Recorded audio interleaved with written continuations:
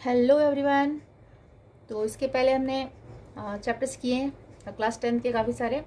आज हम करने वाले हैं एप्लीकेशंस ऑफ ट्रिगोनोमेट्री, जो वन ऑफ द बहुत इम्पॉर्टेंट चैप्टर है बोर्ड एग्ज़ाम के पॉइंट ऑफ व्यू से।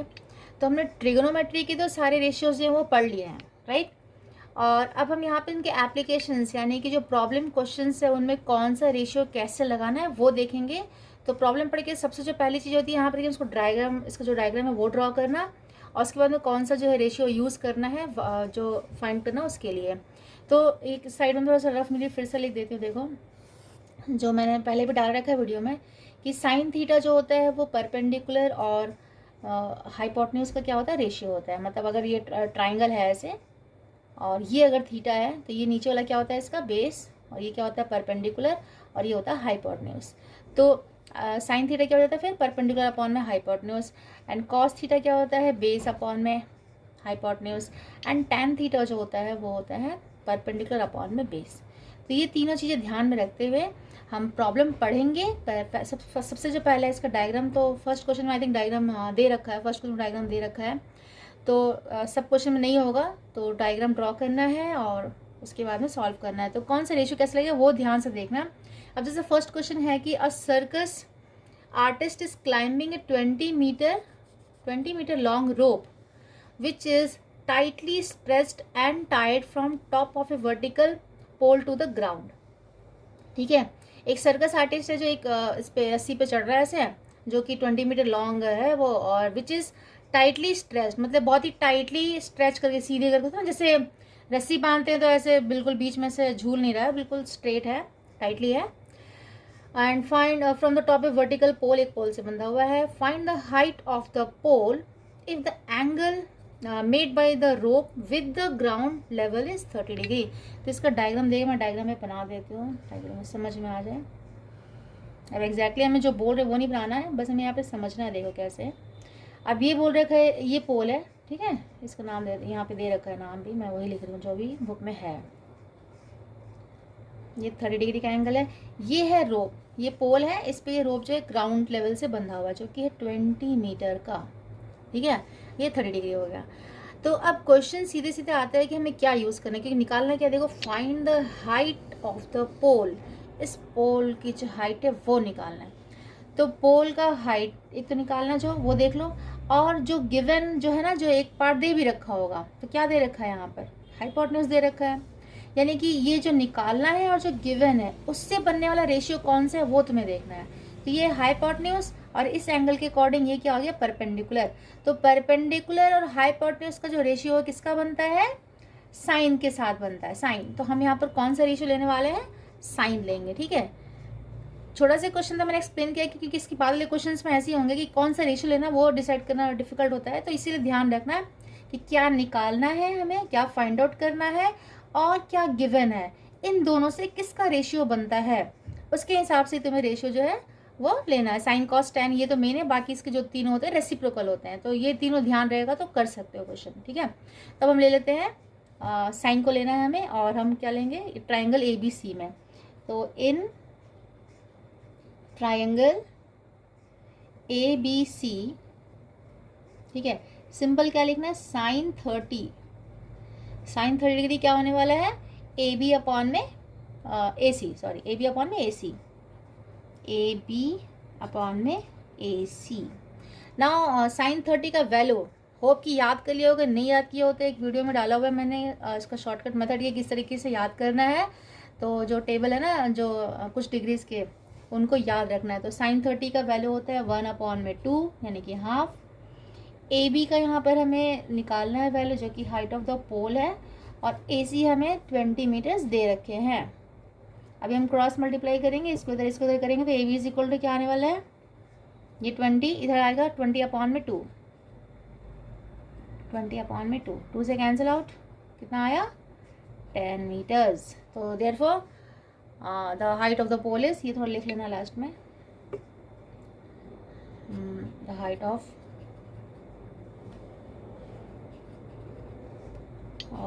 पोल इज 10 मीटर्स, ठीक है। नेक्स्ट क्वेश्चन देखिए, बहुत ही छोटा सा क्वेश्चन था, बहुत ही बेसिक क्वेश्चन था। नेक्स्ट क्वेश्चन देखते हैं। देखते हैं क्वेश्चन नंबर 2। तो यहाँ भी पहले सबसे पहला जो काम है वो ये करना है, क्वेश्चन को अच्छे से पढ़ना है, क्योंकि फर्स्ट में तो डायग्राम दिया हुआ था, वो बहुत ही सिंपल क्वेश्चन था, वैसे क्वेश्चन एग्जाम में कम आते हैं। तो क्वेश्चन को क्योंकि यहाँ पर डायग्राम नहीं होता तो पढ़ना है, पहले अच्छे से समझना है, कम से कम 2 बार पढ़ो, देन डायग्राम ड्रॉ करो, फिर उसके हिसाब से देखना किसका रेशियो निकालना है। तो यहाँ पर है कि tree breaks due to storm and the broken part bends so that the top of the tree touches the ground. देखो यहाँ तक क्या समझ में आ रहा है, making an angle 30 degree with it. A tree breaks मतलब एक पेड़ है जो कि टूट गया। क्यों टूटा? बिकॉज तूफान आया और स्टॉर्म की वजह से वो जो ट्री है, सपोज करो ट्री है, तो हम क्योंकि डायग्राम बना रहे हैं तो ऐसे ही बनाएंगे ना, ये ट्री है और ये टूट गया, सपोज करो यहाँ से टूट गया, तो ये कैसे आ जाएगा, जमीन ये ग्राउंड लेवल है, टूटेगा तो इसका जो टॉप पार्ट है वो ऐसे आ जाएगा। ठीक है, तो ये ट्री है और ये यहाँ से ब्रेक हुआ और ये टूट के ऐसे गिर गया था, तो इसका जो ग्राउंड के साथ एंगल बन रहा है वो कितना बन रहा है, 30 डिग्री का एंगल बन रहा है। यहाँ तक तो हो गया। अब है कि the distance between the foot of the tree to the point where the top touches is 8 metre, यानी कि ये है फुट ऑफ द ट्री। अब इसको मैं नाम दे देते हैं, ए बी कर देते हैं नाम। ठीक है, ये ट्री है, ये पहले ट्री का जो टॉप था पहले का, इसको हम ये सी कर लेते हैं, यहाँ डी कर देते हैं। मतलब जो बी डी है ना वो ओरिजिनल पेड़ की जो लंबाई थी वो है, अभी टूटने के बाद ये जो ए डी पार्ट है वो ये टूट के यहाँ पे आ गया है। और ये 8 मीटर का जो डिस्टेंस है वो इसका ये है, पेड़ का जो बॉटम, और ये यहाँ पे टूटा, तो ये जो डिस्टेंस है वो क्या है, 8 मीटर। ठीक है, ये मैंने ड्रॉ कर लिया डायग्राम। अब डायग्राम को थोड़ा सा एक्सप्लेन भी करना है कि क्या क्या है। तो जैसे ए सी क्या ब्रोकन पार्ट है, तो यहाँ पे ऐसे लिख लो कि let A C be the broken part. ठीक है, अब निकालना क्या क्वेश्चन वो भी तो देख लो कि क्या निकालना है find the height of the tree. Tree का हाइट निकालना है। तो ट्री का जो हाइट है वो एक्चुअली पता है क्या है, ए बी और ए सी। मतलब ए सी ना ये ए डी पार्ट है जो टूट के यहाँ पे आ चुका है, ये टूटा हुआ पार्ट है, तो ए बी और ये ए सी, क्योंकि ये पहले सीधा था ऐसे, अब टूट के ऐसे गिरा हुआ है, तो एक्चुअल में हाइट क्या होगा, ए बी और ए सी होगा, दोनों को ऐड करेंगे वो होगा एक्चुअल हाइट जो ट्री की है। तो इस यहाँ पे देखो 2 चीज़ें फिर निकालना है, ए बी भी हमें फाइंड आउट करना है और ए सी भी फाइंड आउट करना है। तो हम 2 बार क्वेश्चन करेंगे, एक बार ए बी निकाल लेंगे, एक बार ए सी निकाल लेंगे, और फिर क्या करेंगे, दोनों को ऐड कर देंगे। ठीक है, तो जो टोटल हाइट है इसका क्या होने वाला है, हाइट ऑफ ट्री क्या होने वाला है, मैं इसको लिख देती हूँ यहाँ पे ताकि लास्ट में इजी रहे। हाइट ऑफ ट्री होगा ए बी और ए सी, यानी कि ए बी प्लस ए सी। तो अब हमारा काम क्या है, ए बी और ए सी को निकालना। तो सबसे पहले हम क्या निकाल लेते हैं, ए सी निकाल लेते हैं, जो कुछ भी निकाल सकते हैं। अगर ए सी निकालते हैं तो ट्रायंगल ए बी सी में अगर हमें ए सी निकालना है तो ए सी जो है वो इस एंगल के हिसाब, ये तो हाइपोटेन्यूज एक है, और इस एंगल के हिसाब से ये क्या हो गया बेस, और ये क्या हो जाएगा परपेंडिकुलर। तो अगर हमें ए सी निकालना है और बी सी हमें गिवन है, तो बेस और हाइपोटेन्यूज से जो रेशियो बनता है किसका बनता है, कॉस का बनता है। तो हम क्या लिखेंगे फिर, इन ट्रायंगल ए बी सी में हम कौन सा रेशियो लेंगे, कॉस का लेंगे। तो cos 30 degree is equal to what, यहाँ से बेस और हाइपोटेन्यूज यानी कि बी सी अपॉन में A C, B C upon में ए सी। और फिर से कॉस 30 का वैल्यू क्या होता है, √3 अपॉन में 2। याद कर लेना, ये वैल्यू ज़्यादा नहीं करना, उसमें ट्रिक बता रखे हैं तो याद जरूर कर लेना है इसको। एंड बी सी जो है वो 8 और ए सी हमें पता नहीं है अभी। अब हम क्या करेंगे, क्रॉस मल्टीप्लाई कर लेते हैं। तो ए सी इज इक्वल टू, ये सब जाएगा 8 इंटू 2 16 और √3 नीचे आ जाएगा। मतलब ये क्रॉस मतलब ए सी इस तरफ गया, 2 इधर गया और √3 नीचे आया, तो ये हो गया 16 अपॉन में √3, ये हो गया ए सी का वैल्यू। अभी हम इसको यहीं पे छोड़ देते हैं। अब निकालना हमें दूसरा चीज़ क्या निकालना है, ए सी निकाला, ए बी भी फाइंड आउट करना है। अगेन tan, अगर हम देखो अब यहाँ पे क्या यूज़ कर सकते हैं, अगर हमें ए बी निकालना है तो अब क्योंकि हमने ए सी निकाल लिया है, ठीक है, तो हम इसको भी यूज़ कर सकते हैं, या फिर अगर हम इसके साथ इसको करते हैं तो इसको भी लगा सकते हैं। तो अभी हमारे पास दे रखा है बेस और हमें निकालना है परपेंडिकुलर, तो परपेंडिकुलर और बेस को लेके क्या बनता है, tan का रेशियो। तो हम tan ले लेंगे, ज़्यादा इजी रहेगा। tan 30 degree is equal to A B upon में B C, A B upon में बी सी। tan 30 का वैल्यू 1/√3 होता है और ए बी हमें निकालना है और बी सी का वैल्यू 8। तो यहाँ से ए बी क्या हो जाएगा, देखो क्रॉस मल्टीप्लाई कर, यहाँ भी 8 को इस तरफ लेके जाना है तो क्या हो जाएगा, A B is equal to 8/√3। ठीक है, ये करा। अभी क्या है, अभी हमको निकालना है मेन इसकी जो टोटल हाइट है, तो हम दोनों को ऐड करेंगे। तो यहाँ पे निकाल लो total height is equal to A B plus A C. मैं साइड में करती हूँ। ए बी कितना आया हमारा, 8/√3 आया। ठीक है, 8/√3 और ए सी कितना आ रखा है, 16/√3। तो नीचे √3 सेम आ जाएगा √3 और ऊपर 8 + 16 कितना आ गया, 24। ठीक है, लेकिन अभी नीचे ये इरेशनल नंबर है, इसको रैशनलाइज कर लेते हैं। 24/√3 है तो इनटू ऊपर भी √3 और नीचे भी √3 मल्टीप्लाई कर दो, तो ये √3 3 हो जाएगा और ऊपर में 24 √3, तो 3 से cancel out 8, that is 8√3 metres. तो जो हाइट ऑफ द ट्री है वो क्या हो गया, तो यहाँ पे लिख सकते हो therefore height of tree is equal to 8√3 metres. ठीक है, तो one of the important question है, ओके समझ में आया। Next question,